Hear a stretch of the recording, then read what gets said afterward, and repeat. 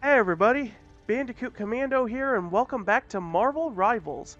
Last time, I showed off gameplay of Angela. All in all, she is a little hard to understand at first, but once you understand her mechanic well enough, she's not too bad to handle. The only issues I have with her is the fact that you have to use an attack ability to switch between ground and flight mode. I wish there was just a simple button press to switch between it at will and not have it be locked to an ability, but that's probably why it's locked to an ability so nobody can just abuse trying to fly away when they need to. So, today, one quick sec.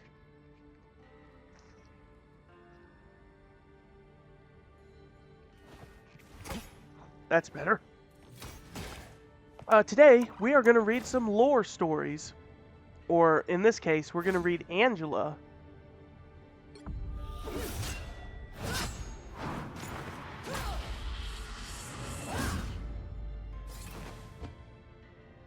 Angela, Odin's daughter. As the hand of heaven, the warrior called Angela embodies unwavering courage and determination, able to manipulate ichors into various weapons and unfurl her wings to soar across the battlefield. She is ready to deliver divine judgment upon her foes. I only have her color skin here. I had long thought heaven to be my forever home, where I reveled with the angels in glow of a sacred light. Yet on the day the truth shattered my beliefs, I saw clearly. Heaven was never meant to be my true dwelling. Long ago, Aldrif, the infant daughter of Odin, was stolen and raised amongst the angels of the 10th realm. She rose through their ranks and became the realm's most feared and respected warrior, Angela, the Hand of Heaven. When Hela kidnapped Angela's baby sister, Lausa, Angela prepared to give chase, but all of heaven was swept into a collapsing universe where gods and demons were locked in eternal combat. Angela eventually found her way back home, tracking Lausa and Hela to the 8th city in the newly formed Heart of Heaven, her sister's keeper. When mortals hear the word heaven, their minds conjure up images of endless cloudy plains where worthy souls can find eternal peace. But only those who have seen the realm of heaven firsthand know the truth. It is a nine impenetrable fortress designed to prepare the angels who dwell there for one thing and one thing only: glorious war. None knew the reality of heaven better than Angela. Stolen from Asgard as an infant and long thought dead by her royal family, the daughter of Odin was secretly raised as an angel, eventually becoming one of the Queen of Heaven's most trusted and capable soldiers. Like her sisters in heaven, Angela lived by the belief that nothing is given and that everything has a cost, and there were no costs greater than the ones that both Angela and Heaven paid when the time stream entanglement ripped across the fabric of reality. Long ago, Odin had removed the 10th realm from its rightful place on the world tree, Yggdrasil, as retribution for the Queen of Heaven's brazen affronts. While Heaven's place in reality was eventually restored, allowing Angela to reunite with her long-lost siblings, the realms tethered to its home dimension had been substantially weakened, and the time had finally come for the connection to be broken for good. On the eve of the time stream entanglement, Angela had taken her baby sister, Lausa, to visit one of the wonders of heaven, the scintillant Salvanians. Little did Angela realize that this peaceful moment of sisterly bonding would soon end in unspeakable tragedy. The hand of heaven was caught off guard when the Dicer, undead Valkyries devoted to Hela, attacked and snatched Lausa from her arms. Angela tried to give chase, but she was about to uh oh, Angela tried to give chase, but just as she was about to reclaim her sister from the Dicer's curse clutches, a massive wave of chronal energy washed over the 10th realm. As time and space began to unravel, heaven found itself unmoored. The entire realm was swept up in the time stream entanglement and deposited in another collapsing timeline. And all those who dwelled in the 10th realm, including Angela, found themselves caught in the undertow. For all of their centuries long lives, the angels of heaven had readied themselves for battle, but none could have been prepared for the conflict they had suddenly found themselves thrusted into. An unending struggle between ancient gods and ruthless demons. As the Hand of Heaven, the captain of the angelic army, it was Angela's duty to put her personal strife aside and lead her fellow warriors into the fray. Though they fought valiantly, countless angels fell in the brutal conflict. Before long, even the Queen of Heaven herself became a casualty of war.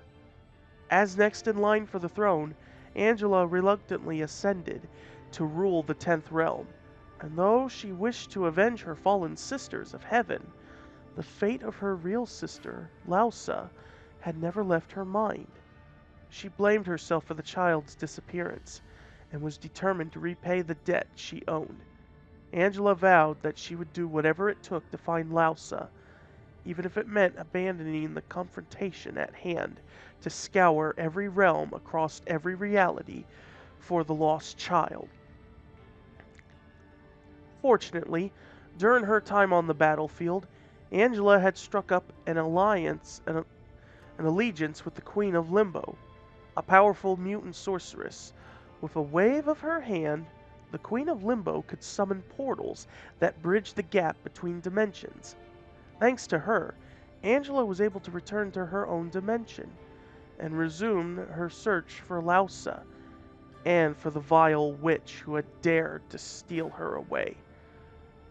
According to one of Heaven's all-seeing hierophants, Hela had last been seen vying for control of Asgard itself. So Angela first traveled to the fabled land of her birth. There, in the realm now known as Yggdrasgard, she found the Golden Palace in disarray. Her father, Odin, was locked away in his chambers, deep in his Odin sleep. It was clear that a great conflict had taken place there recently, and while Hela may have taken part of it, all signs point to the fact that Angela's adopted brother, Loki, had orchestrated the scheme. But neither Hela nor Loki were present now, nor was Angela's true brother, Thor. If she knew her siblings, they had likely lost interest in affairs of their own realm and had gone off to fight in some other conflict on Midgard, as they were wont to do, as they would want to do, I think is how it should be. Angela decided to follow suit to see if she could gain any further insight into Hela's whereabouts. When she arrived on Midgard, Angela found the human world in a state of complete chaos. She watched from a distance as the heroes of that realm, including her brothers and former allies, the Guardians of the Galaxy, battled against sinister forces that had thrust one of Earth's most vibrant cities into unyielding darkness. Angela decided to move on before she found herself swept into yet another war against her will. She next ventured into ancient Vanaheim, hoping that her mother, Queen Frigga, might be able to aid her in her quest where her father and brothers could not. But this was the first that Frigga had heard of Lausa's disappearance. Though she was grateful that one daughter had returned to her, the potential loss of another weighed heavy on Frigga's heart. Frigga implored Angela to continue her search for Lausa, while Frigga herself rushed off to consult the mystical seers known as the Norns about the child's fate. Then, Angela paid visit to the fiery realm of Muspelheim. It had been said that a piece of Surtur's soul resided within young Lausa, so perhaps Hela had made a deal with the Queen of Cinders, who sought to bring that infernal power back to her realm. But as Angela held the Queen of Cinders at the point of her spear, the fire demon swore on her father's sacred twilight sword that she had no inkling where Hela or the child could be. Hela could tell from the way Cinder's flames trembled that she was not lying, so she spared the Queen of Muspelheim's life and journeyed on.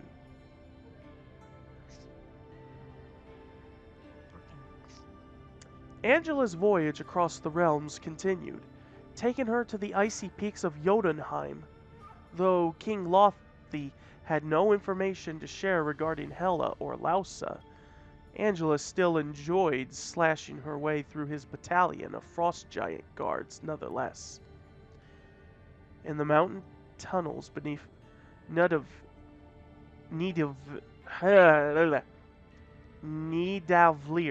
I'm not sure if that's how you say it. I'm used to the dark elf name that's used for dwarves. King Eitri gave Angela a warm welcome, offering her dwarven ale and finely crafted weapons truly befitting a queen. But Angela was perfectly content with her ichors, and had no desire to partake in revelry until her quest was complete. Moving on to Alfheim, she was welcomed by Queen Elsa Featherwine of the Fae. As was always the case, Elsa insisted that the Dark Elves must be the true villains behind Hela's ploy. Angela considered that perhaps, just this once, the Light Elf Queen might be onto something. Angela swiftly traveled to Snartful of Snartafulheim and interrogated a band of dark elf mercenaries she encountered in Bloodmuck Swamp. They claim that they have not seen the missing child themselves, but their king, Malekith, had spoken of her after he was paid a visit by Hela not long ago. After Angela bested Malekith in combat, he grudgingly admitted that Hela had indeed come to him, inquiring about how she could use Lausa's unique abilities to manipulate the subconscious of Nidhogg, the black dragon, to make the beast do her bidding. Angela knew that her next stop had to be beneath Asgard, where Nidhogg was often found gnawing on the roots of Yggdrasil. When she reached the base of the World Tree, Nidhogg was nowhere to be seen. However, Angela did find herself in the company of another unexpected guest. Mumin. I never was able to pronounce his name right. One of her father's beloved ravens. The bird had often served as one of Odin's most trusted messengers. But this time, Munin had a message of his own to deliver to Angela. Munin claimed that he had just returned from a distant world called Clintar. While there, he had witnessed Hela fighting in the name of a dark god named Null. Angela instantly decided she would change her course and ventured to Clintar to confront Hela directly, but Munin advised her against it. He claimed that Hela's time as Null's Queen in Black was short-lived and that she had fled from Clintar when her scheme failed. Though Munin admitted he had not seen where Hela had run off to after her fall from grace, Angela had fair reason to believe Hela would take solace solace in her own dark fortress in Niflheim, protected by her army of the dead. And for an angel of heaven, there was no place less welcoming than the realm more commonly known as Hell. Still, she thanked Munin and set off for the Asgardian underworld. After what seemed like an eternity, Angela arrived on Nostron, Niflheim's infamous shore of corpses. There, some of the most dangerous souls in Hell wandered in perpetual anguish. Countless undead soldiers dared to attack Angela the moment she set foot on Nostron's icy shore, but all were quickly dispatched with her legendary spear, save for one. This soul was different. It radiated with an intense energy unlike anything Angela had ever felt before. Even though the warrior it once belonged to was no longer alive, it was clear his spirit had not been snuffed out quite yet. As the warrior's soul approached, his fist began to glow. The green and yellow tatters of his clothing fluttered in the frigid breeze, revealing a dragon-like symbol tattooed onto the withered, decaying flesh of his chest. "Hold, warrior," Angela said. "I mean you no harm. It is only your queen I wish to shred to ribbons." "Not my queen," the undead warrior said, with what sounded like a chuckle. "I only serve Shou Lao." "Shou Lao?" Angela questioned. "I have never heard that name before." "You will soon enough," the warrior replied, "if you want to find Hela." "Is the Shou Lao here in Niflheim then?" Angela queried. "No," the warrior groaned. "She's there, in Kunlun." Angela had heard of Kunlun. It was an enchanted realm that served as one of the so-called 7 capital cities of heaven. Hailing from the one true heaven, Angela had always dismissed Kunlun and its sister cities as nothing more than cheap imitations. But if Hela had taken sanctuary there, perhaps it was finally time to see if these realms lived up to their name. "How does one get to Kunlun?" Angela asked. "It's a long, winding road," the warrior replied. "But if I could find it, so could you." With that, the undead warrior reached out his hand and opened his glowing fist, revealing a dazzling crystal floating above his palm. It sparkled a brilliant green and was shaped like the dragon on the warrior's chest. "This should lead you there," he said. "A bit of Shou Lao's chi in crystal form." "What can I do to repay you?" Angela asked. "This one's on me," the warrior replied. "Everything has a cost," Angela responded sternly. "Fair enough," the warrior said, as he began to walk away. "How about this? If you happen to meet someone named Luke, tell him I said hi and bye." Angela watched as the warrior lumbered away, looking to the sky with an air of relief when he reached the shore of corpses. "Now, if you'll excuse me," the warrior continued, "my ride is finally here." Within moments, an armored woman descended from the skies on a winged horse. Angela recognized her as one of Odin's Valkyries, tasked with ushering the bravest, most noble of souls to their final heroic reward in Valhalla. The warrior climbed aboard the steed, which soon vanished into the thick clouds hanging over Niflheim. With that, Angela took flight once more as well, letting the strange spirit-infused crystal guide her across the realms until she finally reached the mystical city of Kunlun. When she arrived, she soon discovered that she was not alone. An assemblage of heroes had gathered in that ancient land, preparing for an impending invasion.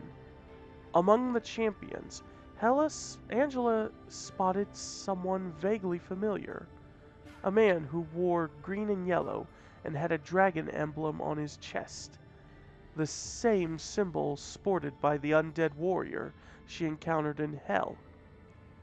"You," Angela demanded, "are you the one they call Luke?" "No," the man replied, confused. "I am Lin Lai, but you can just call me Iron Fist." "I see," Angela said. "Then I must seek an audience with Shou-Lao." "Get in line, lady," Iron Fist said with a smirk. "The big guy's asleep right now, and as his immortal weapon, that means I've got to deal with a mountain of problems. Doom is planning an attack on the Heart of Heaven. The ace city of Daizang somehow had merged with the other 7 as well. Oh, and I've been stuck babysitting the itty-bitty goddess that the Prince of Orphans took in, so unless you're planning to join the fight..." "Indeed I am," Angela said, raising her spear and charging at full speed toward the unsuspecting Iron Fist. Angela had thought she had caught the faintest trace of Lausa's unmistakable scent on the man's garments, and when he mentioned the itty-bitty goddess, her suspicions were confirmed. Whether this Iron Fist was working with Hela or not, Angela didn't know, but she did know this. When she finally found those who had taken her sister from her, the cost of their transgression would be high, perhaps the highest they would ever pay.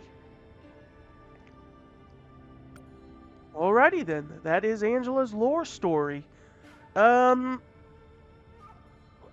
quite impressed that that they had Angela travel throughout all the realms to just find her sister and all. But the one thing that caught me off guard the most was in Niflheim. She more or less encountered an Iron Fist. And based on the way he says, "Say hi to my friend Luke," he is referring to Luke Cage, which furthermore means that this is Danny Rand Iron Fist. So that means at some point Danny died. Either Hela killed him or he died in some other way. But given that he was noble enough to go to Valhalla, he's got himself a future ahead of him there. Though wouldn't it make more sense that because of being connected to Shou-Lao in the mystical cities, wouldn't he achieve some other form of ascension? Anyway, overall, Angela's interesting for the fact that if you know her history, Angela was originally not a Marvel character. She was originally a character that belonged in Spawn, in the Spawn comics. In those comics, Angela was a bit of a rival to she was a bit of a rival to Spawn in ways. Early on, she tried to attack and kill Spawn countless times, but he later does. The two later learn to team up, and she becomes one of his allies. It wasn't until that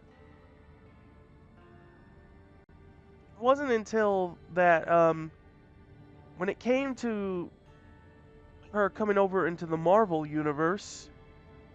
So the Marvel universe was like this, really. I believe the way it worked was when Todd McFarlane and Neil Gaiman, when they designed Spawn and everything,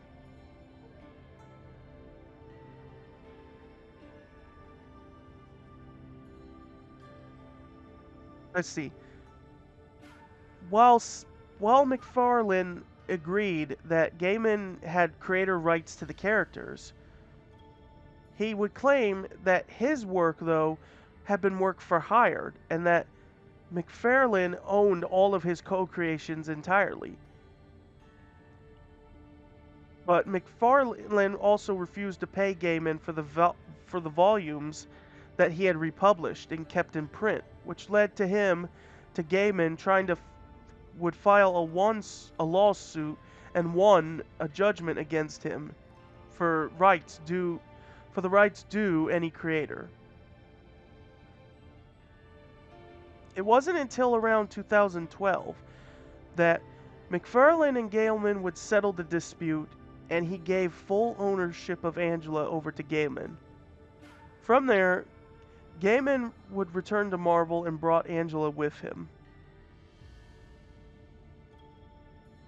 And that Marvel Comics bought the rights of Angela from him. So yeah, it's a very interesting history, and I do hope that Angela might get a reference to Spawn somehow in this game. Like, you have to be legally distinct with it, though. Alrighty, well, that will do for this episode of Marvel Rivals. Join me next time as we read the next lore story. Iron Fist, obviously. It's all about Kunlun, so obviously we got him to deal with. Of course his lore would be next. So, that is it, and I will see you guys next time.